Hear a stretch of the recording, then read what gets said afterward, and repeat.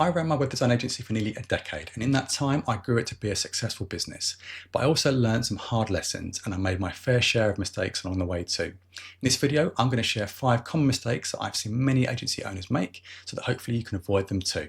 Hi, thanks for joining. If you're new to this channel, I'm Rich Dean, a web designer and developer, former web agency owner, and author of the book series Start, Grow and Sell Your Web Design Agency. My goal is to help anyone looking to start, grow and sell an agency to save time, earn more money, avoid the common mistakes and pitfalls, and build a thriving and valuable business. Okay, so on to the main topic, starting with number 1, not pricing properly. So working out how much you should charge is probably one of the hardest things that all agency owners struggle with, and this affects all types of agencies, from very new ones to ones that have been established for many years. However, I have noticed that this does tend to affect new agency owners more than others. The first mistake that people tend to make, especially if they're just starting out and if they're transitioning from being an employee to running their own business, is that they base what they charge on what they used to earn when they were an employee. They literally take their salary they used to get, divide it by how many days they can work in a year or a month, and then use that as their day rate. But that can be a huge mistake for the simple reason that it assumes you'll be doing paid for, billable work all the time, like you were when you were an employee. But you won't. A lot of your time will be spent on the non-billable work that goes with running any business. So marketing, sales, going to meetings, quoting projects, and lots of other admin tasks you won't get paid for. Actually, if you work on your own, you may be lucky if you can charge for half of your time. So what a lot of new agency owners do is they start out with a day rate that's way too low and have to raise it later on when they realize that they're not earning enough money. But it's not just new agency owners who don't price properly. Plenty of established agency owners really don't understand what they should be charging on an hourly or daily rate. Perhaps they pull an arbitrary number out of the air or base it on industry averages or just what their competitors are charging. The truth is, working out what you need to charge is really complex, and it needs to be quite unique to your agency. To start with, you need detailed data about your costs. Then you need to understand how much time you have available, but also how much of that time you'll actually be able to bill for. Then you need to take into account things like profit margins and how much you'll need for taxes. It's too complex to go into in this video, but I am planning to do a more detailed video about how to work all this out. So check back soon for that, and I'll also talk about this in a lot of detail in my second book, Book 2 Grow. Number 2, underestimating projects. This is probably one of the big ones that I think all agencies struggle with. Web design is still really complex, even though we have a wide array of tools like themes, plugins, DIY website builders, and AI. So it can be really hard to know just how long projects will take and how complex they can be, especially if you're doing something new or custom. Underestimating projects is not only something that affects most agencies, but it's also something that most agency owners just can't seem to get their head around. Now, I don't think there's a foolproof way where you can accurately quote for every single project. I just think there are too many unknowns and variables, and so there will always be the chance of going over. But I also think that there are 2 relatively simple things that you can do to give yourself the best chance of getting your timings as close as possible. The first is to track your time on all projects. If you can build up a bank of data for how long historical projects take you, you can then use that data to accurately quote for new projects that are similar, and it should get you pretty close. The second method is to get as much detail from the client as you can about the specifics of the project when you're quoting for it. That may sound obvious, but you'd be surprised just how many people don't take the time to properly interrogate the client's brief. Now, there will always be the chance that the client may not be able to give you all the information that you need, but if you can create a detailed briefing system, maybe something like a questionnaire that you ask clients when you're scoping their projects, you'll at least give yourself the chance of getting as much information as you can. So just before we go any further, please don't forget to like and subscribe. This really helps us to grow the channel so that we can keep creating helpful content just like this. Okay, back onto the main topic. Number 3, neglecting customer service. This is another big one that I see so many agency owners neglect, and it can really come back to bite you if you don't get it right. To understand why this is important, you need to put yourself in the position of your clients.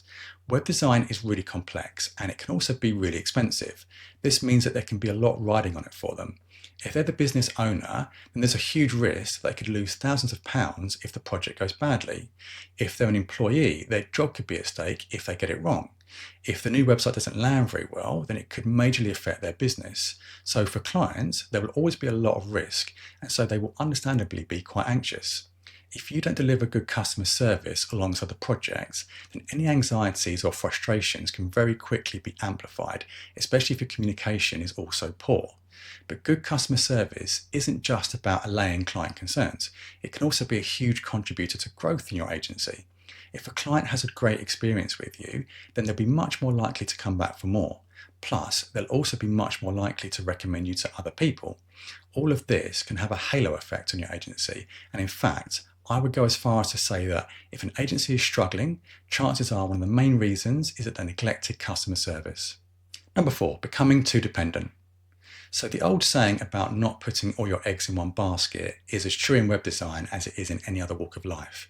There are a lot of ways that agency owners can make the mistake of becoming too dependent on something. Perhaps they land a really big client that gives them more and more work. That can be fantastic, but if it gets to the point where all the agency is doing work just for that client or near to it, then if that client decides to take their business elsewhere, it can be catastrophic. Perhaps you have an amazing employee that does really great work. Again, that can be really good, but you also have to ask yourself, what happens if they leave? Or perhaps you choose to niche in a very specific area. This is something that a lot of people recommend, and I have seen businesses become very successful by specializing in one area, but this was always something that I personally avoided. If the market changes or something happens to that niche area, it could wipe you out. And I saw this firsthand. So when COVID hit, I saw agencies that had done really well just from targeting events-based businesses. But when real-world events were shut down, it took those agencies down with them. So the trick here is to diversify, which isn't always easy, but if you can make sure you spread yourself wide and always have other options in place, it can protect you if any one thing drops out. Number 5, not becoming a business owner. I think the mistake that a lot of agency owners can make, again, especially if they're going from being employed by someone else to running their own business, is to think they can simply carry on as they were. So if they were a designer or developer, they may start their own agencies or set up as freelancers, but they think they can simply carry on just doing design or development work. That can still be a big part of it, and there's no reason why people can't set up businesses and keep doing the work that they enjoy, but problems arise when people don't realise that they also have to be a business owner. This means they need to embrace everything else that goes with running a business. So not just the admin and technical stuff, but things like leadership, setting a vision and setting out the direction they want the agency to follow. It means identifying opportunities in the market, working on the more complex strategic elements, and planning for how the agency will grow and evolve over time. It also means building a working business at every level, from how the work is actually done, but also how it's delivered and supported, how the agency markets and sells itself, and how it manages and grows its client base. Ultimately, it also means taking responsibility and being accountable, not just being an employee that delivers the work, but being in service and accountable to clients, other employees, partners, and everyone who comes into contact with the business. Okay, so those are just 5 of the common mistakes that agency owners make and how you can avoid them. Hopefully you found this video useful. If you've enjoyed it, then please don't forget to like and subscribe. This will really help us to grow the channel so that we can carry on making helpful content just like this. And if you want a deep dive into the topics we've just discussed, I talk about this and a whole lot more in my book series, Start, Grow and Sell Your Web Design Agency, which you can buy from Amazon now, and I'll share a link in the description below. And if you'd like to watch more informative content, then why not check out this video here. Thanks again for watching, and I'll see you in the next one.